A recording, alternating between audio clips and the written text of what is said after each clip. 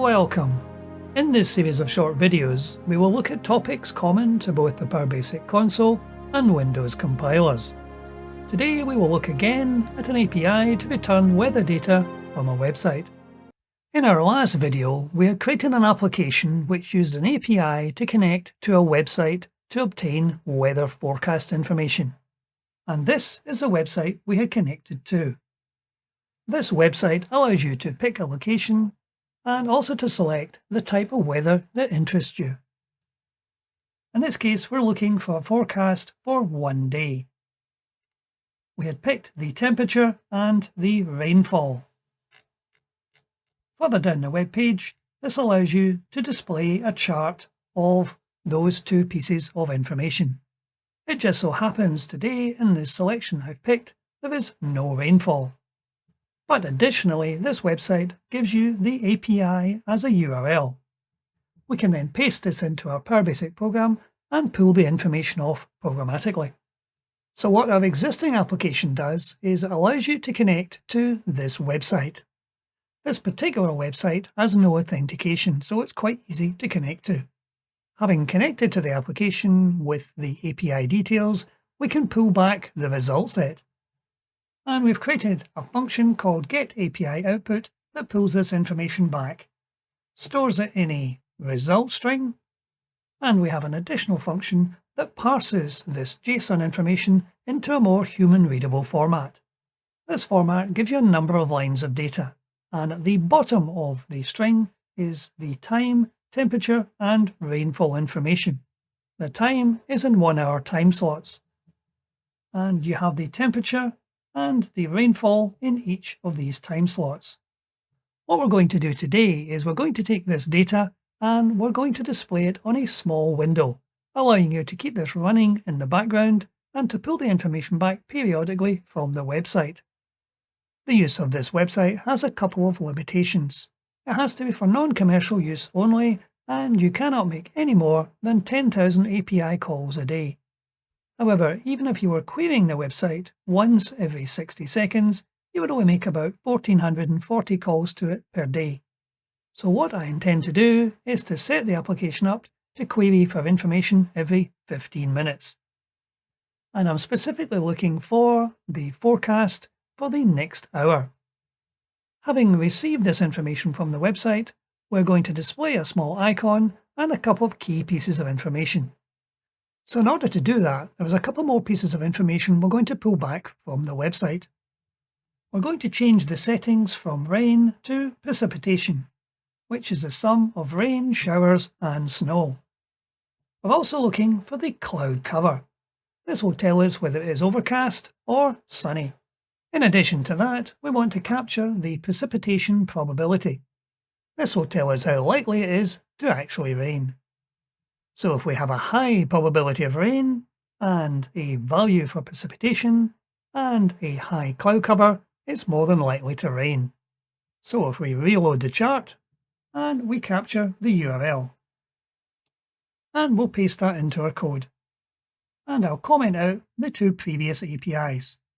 So we're now capturing the temperature, the precipitation probability, the precipitation, the cloud cover. And we're looking for a forecast of a single day. So there's a few changes we'll need to make to the application. At the moment we're running in the console compiler, but this application should be able to run quite happily in the Windows compiler. As we don't want a console to appear, we're going to change the beginning of the program to test to see if we're in the console compiler, and when it compiles, we will set it not to display a console. This can be done quite easily at the very beginning of the code by testing for the definition of this constant. If this constant has been defined, then we are running in the console compiler, and we can then use the console off command to do a console compilation where there will be no console. And I'm going to set up another constant called production. If this constant is defined, then we know we are running in production mode. Therefore, we want to minimize all information going out to keep it just in a single graphics window. So we can test that before we run the prep output and funlog functions. So only if it is not production will we actually use the prep output function, or the log function, and we will repeat that through the rest of the application. And we will no longer write to our output start.txt file, as all the information will be inside the application itself. And once the information is stored in the result variable, we're going to call a new function. This will be one to update the graphics window. And we will create this new function shortly. As we intend to run this application continually, we will only want to query the website periodically. So for the purposes of this video, I'm only going to query the website once every 60 seconds. So this section of the code is going to have to run in a loop. But we will come back to function this loop shortly. So if we now go back to our PB main function, we're going to create a couple of new local variables. A handle for the handle of the graphics window, and a loop counter for the number of times we have run round the loop. So before we actually make the API call, we want to create a graphics window which is going to contain our output. So we will do that in a new function which will return the value which is the handle of the window. So let's create that new function now. As graphics windows can be created either by the PowerBasic console compiler or the PowerBasic Windows compiler, this is an ideal construct to allow you to compile your application under either compiler.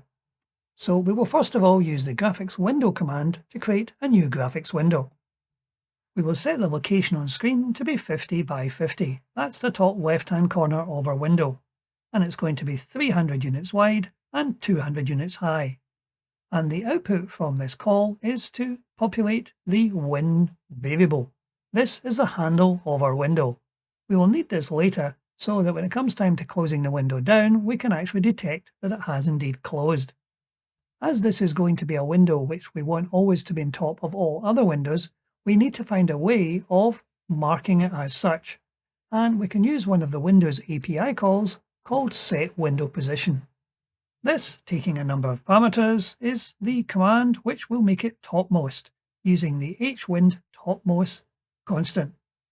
Having done that, we can now attach our graphics window. And we've set this one using the redraw function, which means messages sent to the graphics window will not be displayed until the graphic redraw command is given.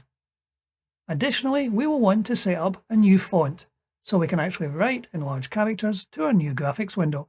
So we're using a new variable called DWFont. We'll create this as a global at the beginning of our application. Graphics set font specifies the font to be used on the current graphics window.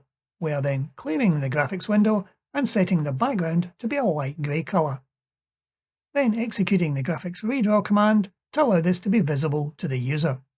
And the function passes back the handle of the window it has just created. So let's go back to the beginning of the application and create the font variable. And there we have declared it at the beginning of our application. Next, we want to go back to our PB main function so we can create a loop to call our API website. So after we have created the graphics window, this is where we want to start our loop. So we're going to start our loop counter to a value of 0. This will count how many times we've been round the loop. And we want to continue this loop until our graphics window is closed. We can detect its closure by using the isWindows API call. If this returns false, then the window has been closed. And we're going to test our loop counter. If it gets to the value 20, then we will again reset it to the value 0. And we're testing that loop counter, and if the value is 0, we're going to run the getAPI output function. So the getAPI output function is now conditional on the value of our loop counter. And after we've made that call, we can then advance the loop counter by using the increment command to add 1 to it. Then we're going to sleep for 3 seconds. This allows us to test for the graphics window closing every 3 seconds. So as we're going around this loop 20 times 3 seconds gives us the full 60 seconds. And if the graphics window is closed, then we can exit the loop. And we will no longer need the wait command at the end, as our application will stay in the loop until the user closes the graphics window.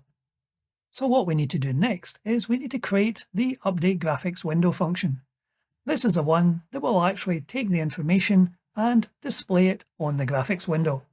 So this is the skeleton of our update graphics window function. which takes its single parameter, which is the result that has come back from the API website. As we're going to have to do a little bit of work to get all this information onto our graphics window, we've had to create a few local variables. We'll cover these as we come to them. The first thing to do is to get the current time. So we are specifically interested in the hour. And we can use the time dollar command, which is inbuilt to PowerBasic, to return that time. And now we need to pick up the date. And we can use the date dollar command for that. And we're going to convert the date into year, month, day format. And we're going to populate a variable called current time slot, which is basically going to be the reverse date, the letter T, and the hour.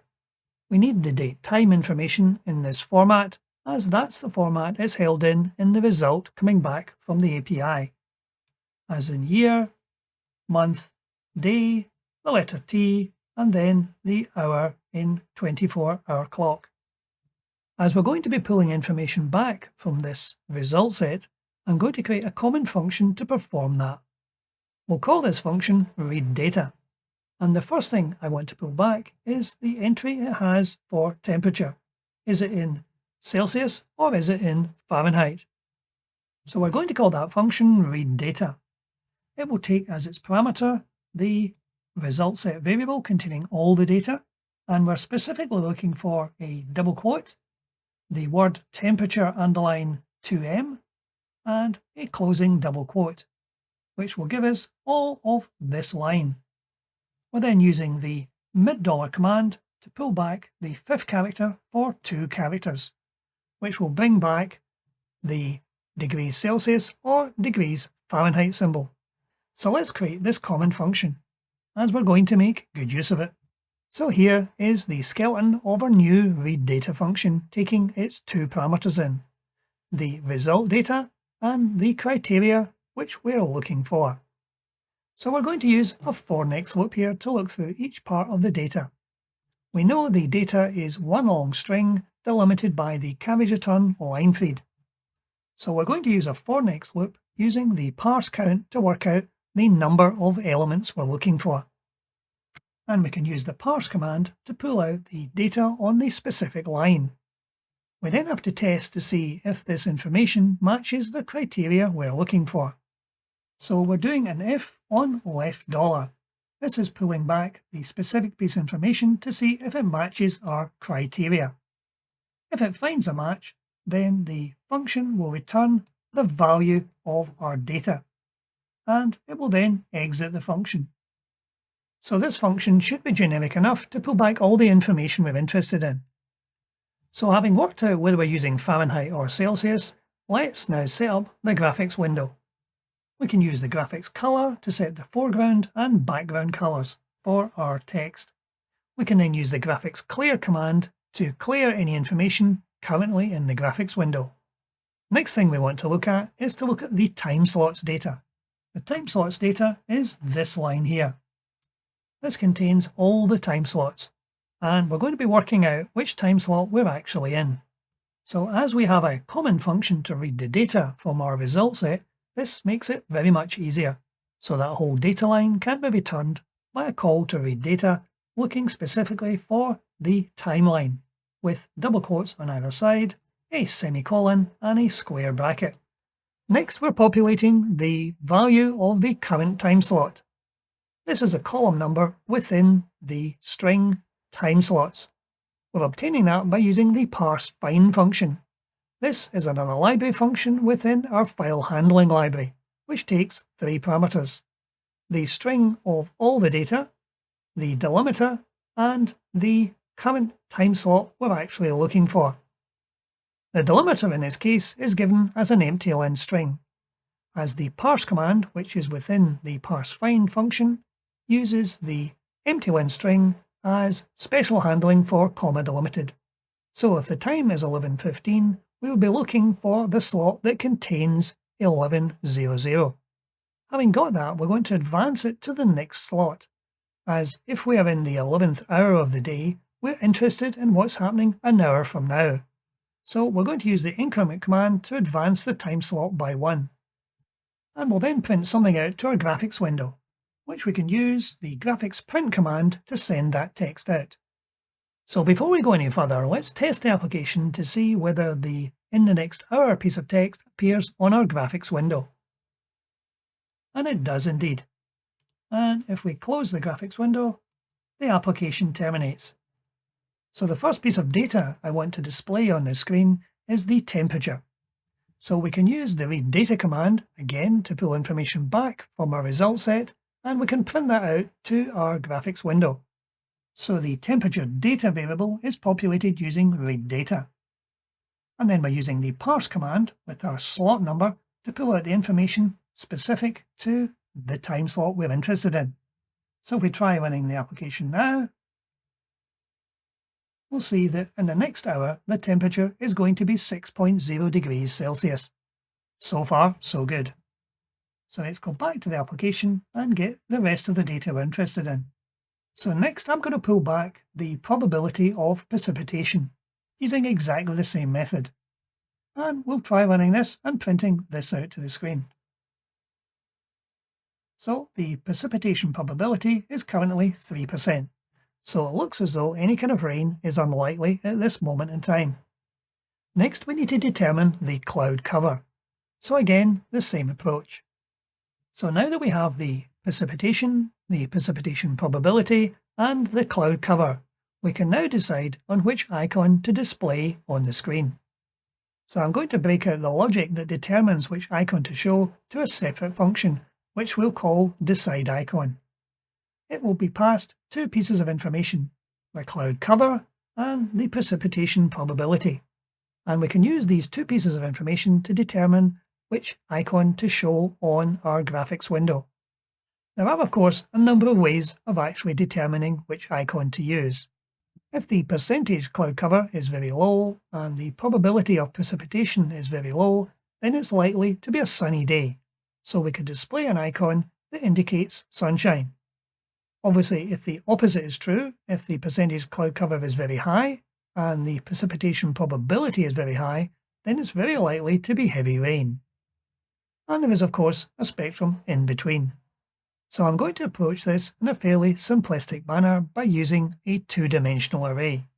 And we're going to set the value of cloud cover as either low, medium or high, and the same with the precipitation probability. This gives us an easy way of determining which is which.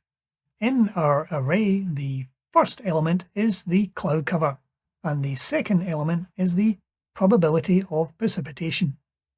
So if the cloud cover is low, then we're looking at a sunny day if the rain probability is also low. So I've picked out 3 different icons which we will need to create shortly. And I will also create icons for the other probabilities. So now that we've created this array, we can then use a couple of select case statements to work out the likelihood of cloud or rain. And while this approach is not absolutely perfect, it does give you a good idea of how you can approach these things. So we're testing the cloud cover. If the cloud cover is between 0 and 49, then we consider the cloud cover to be low, and we're giving that a value of 1. Between the values of 50 and 75, we're considering that to be medium and giving it a value of 2. And if it's greater than 75, we're saying it's a value of 3. So we will do the exact same for the precipitation probability. And to return the string which contains the icon name, we can then just use our array, using the 2 elements for cloud and rain probability. Now all we need to do is to create the icons themselves. I've used the third-party IconFX application to create icons before, and here we're just creating a few icons to be used within this application. I'll put a link in the description below to the video where I actually covered how to use IconFX. So now that we've created some icons in our folder, we can now put some more code into the application to access them. So in the Update Graphics window is where we need to make these changes. So I'm setting the X and Y coordinates for our graphic to be 5 and 90. And we're setting the icon size as 64. And we can use the graphics render command to quite easily position our graphic onto the graphics window, like so. So we're setting the top left-hand corner of the icon and the width and the height of the icon as well. At the moment, we're not actually pulling these graphics from inside a resource in the application itself. We're pulling them from the folder. If we were to make this a full project, I would more than likely embed the graphics within the application itself in a resource file. Let's try running the application now. And there is our display on screen. We have some cloud cover, but we have no rain. But as you can see, the graphics window will remain on top, regardless of how many other windows you actually open underneath it. And this little graphics window can quite happily sit in the corner of one of your monitors. At the moment, it queries the API website once every 60 seconds. But if you're wanting to change this to every 15 minutes, it's a minor change to the code. At the moment, the loop counter is set at 20. 20 with a 3-second wait gives you every 60 seconds. So all we need to do is to make this number larger. If we did that, then we're now going to have a query every 15 minutes. So if we run the code again, it will sit there quite happily for 15 minutes. And at the end of the 15 minutes, it will requery the website and update the information in the graphics window. This particular website has a very rich API, and you can pull back a lot of useful weather information from its website. So in summary, what we've done today, we've taken the existing application, which was querying a website to provide weather information via an API. We've taken that and we've compressed the information down into a small graphics window. This can run continually on your computer, periodically querying the website for information and displaying it on screen. Hopefully you'll find this code useful in your applications, but that's it for today. Thank you for watching.